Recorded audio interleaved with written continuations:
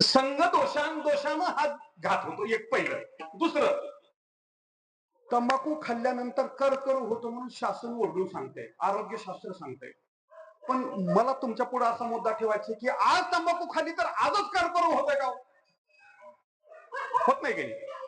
आज तंबाखू खाल्ली तर कर्करोग काही दिवसानं होतंय ना. ते तसंच आहे. आता पाप केलं तर त्याचं दुःख पुन्हा भोगावं लागते. मी त्याच्यासाठी हे उदाहरण तुमच्या पुढे ठेवलं. आता पुण्य केलं तर त्याचं सुख पुन्हा भोगावं लागतंय. जसं खरीपाच्या पेरणीला पेरल्यावर ते काढायला येतं तेव्हा रबीच्या पेरणीला काढायला येते. खरीपाला पेरणीला केव्हा काढायला येते? रबीच्या पेरणीला काढायला येते. तसं आमच्या केलेल्या पाप आणि पुण्याची फलश्रुती देण्यासाठी भगवान काही कालावधी घेतो आणि एक दिवशी निश्चित फळ देतो. पण आता इथं भगवंताच्या पुढे सुद्धा खूप मोठं आव्हान होतं. एक भीष्माचार्य भक्त आणि दुसरा अर्जुन भक्त. आता भीष्माचार्याचा पण खरा करायचा का अर्जुनाला वाचवायचं? हे संकट देवावर होतं, पण देव चतुर असल्यामुळे देवाने दोन्ही केलं. अभंगाच्या तिसऱ्या काळात भीष्माचा केला